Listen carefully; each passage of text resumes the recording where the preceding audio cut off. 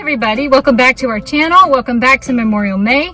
This month I am going around my town of Melbourne, Florida, looking for historical markers and learning more about this area. But I got lost today.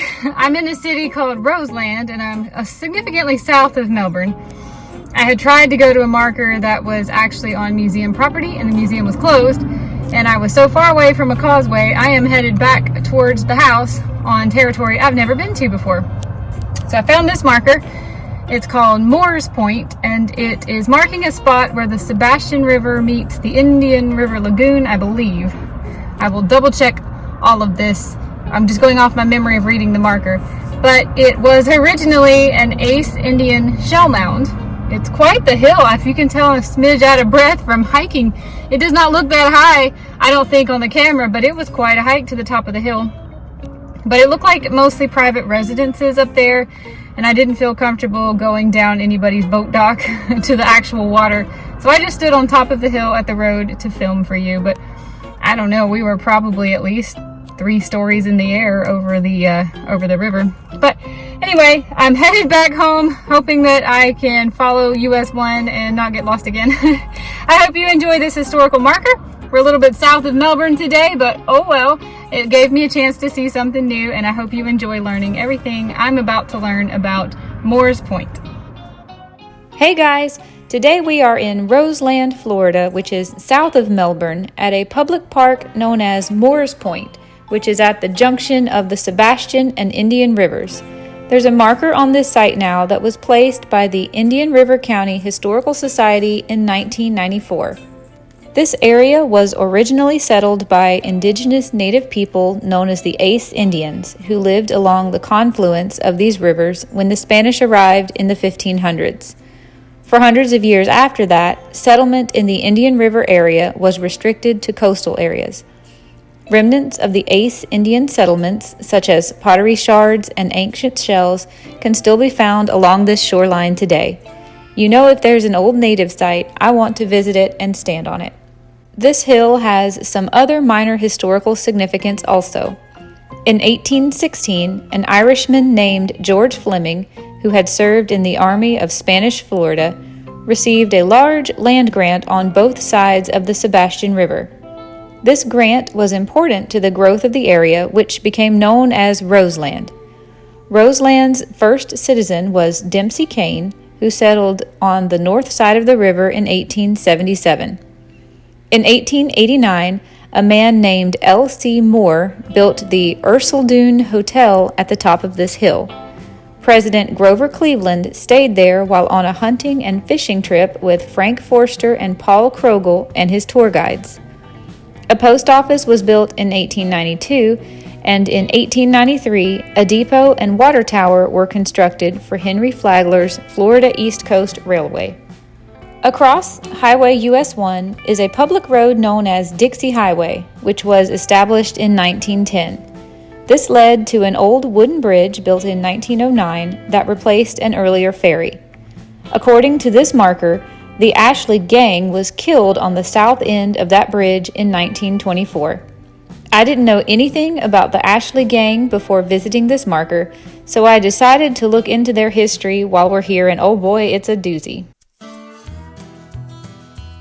John Hopkin Ashley was an American outlaw, bank robber, bootlegger, and occasional pirate active in southern Florida during the 1910s and 1920s.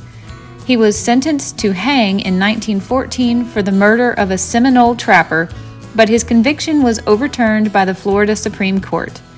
Between 1915 and 1924, the self-styled King of the Everglades, or Swamp Bandit, operated from various hideouts in the Florida Everglades. His gang robbed nearly $1 million from at least 40 banks, while at the same time hijacking numerous shipments of illegal whiskey being smuggled into the state from the Bahamas. Ashley's gang was so effective that rum running on the Florida coast virtually ceased while the gang was active. His 2-man raid in the Bahamas in 1924 marked the first time ever in over a century that American pirates had attacked a British crown colony.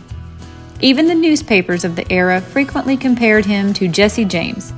Almost every major crime in Florida was blamed on Ashley and his gang, and one Florida official called him the greatest threat to the state since the Seminole Wars. John Ashley spent much of his youth in the Everglades and became a skilled trapper and alligator hunter. Among the poor Florida crackers of the time, Ashley was considered to be a folk hero who represented a symbol of resistance to bankers, lawmen, and wealthy landowners. He and his brothers became outlaws and formed a criminal gang.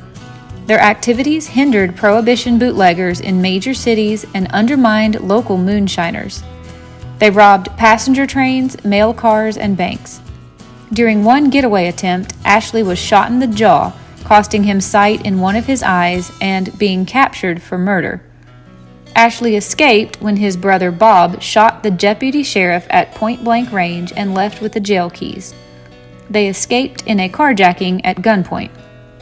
A deputy officer gave chase and a shootout occurred, resulting in the death of Ashley's brother. The residents of the area were outraged and threatened to lynch Ashley in his jail cell, so the police pacified the townspeople by parading the body of Bob Ashley through the streets until the mob dispersed. John Ashley behaved as a model prisoner for 2 years before escaping from a road camp with the assistance of a fellow bank robber. Ashley escaped jail multiple times and returned to bank robbery each time. In one of their more memorable robberies, the gang managed to rob a Stewart bank twice in 1923 after Ashley's teenage nephew sneaked into the building disguised as a woman and escaped with several $1,000s. Another time, the gang robbed $23,000 from a bank in Pompano wrapped in a bedsheet, and as they crossed over the canal, they shouted, "We got it all!" to the shocked onlookers. Ashley supposedly left a bullet with one of the victims to give to the sheriff if he ever got to the Everglades in pursuit.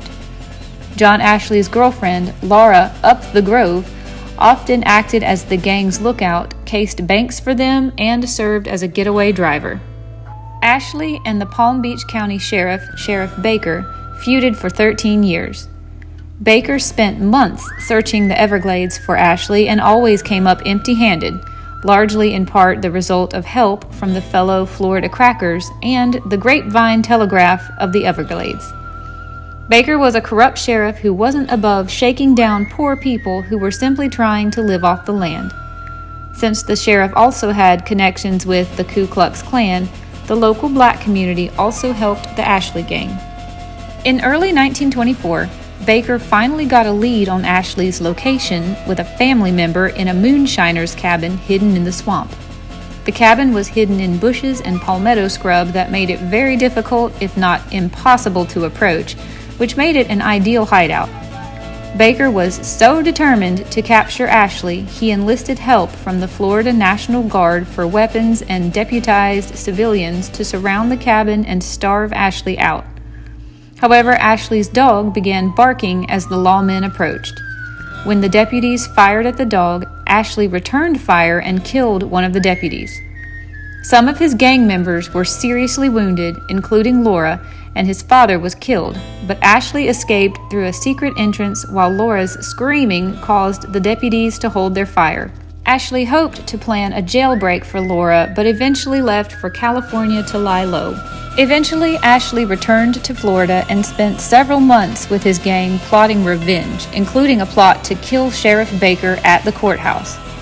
He sent word to Baker that he would be traveling up the coast on the Dixie Highway to rob a bank in Jacksonville. Baker immediately arranged an ambush at the bridge over the Sebastian River in Roseland, blocking the road with a chain and a red lantern. An hour after the ambush was laid, Ashley's black car was spotted approaching the bridge. Once it stopped on the bridge, the deputies approached the car from behind and ordered the gang out of the vehicle. What happened next is unknown, and there are several versions of what may have taken place. In one version, deputies searched the car and found several guns while Ashley and his 3 gang members with him were lined up outside the car. Ashley then pulled out a concealed weapon, causing the deputies to open fire. Ashley and his partners were killed in the shootout. It is also thought that perhaps the gang members were handcuffed and attempted to escape. A final version that was widely believed among the poor crackers is that the gang were executed by the police as a form of frontier justice. Alright guys, I hope you enjoyed this video.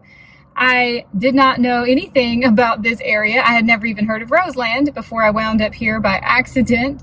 Turns out there was a hotel here that Grover Cleveland stayed at one point, and some gang, the Ashley gang, was killed or murdered here or something. I've got to look that story up. I have no idea who the Ashley gang are. And you know me, I will always look for a Native American site if I have the chance to find one. So I really enjoyed this. This made it worth getting lost and getting squirrel. This made it worth getting lost. I have never heard of Roseland, and now I know where Roseland, Florida is. Guys, I'll see you another day in another marker. Bye, everybody.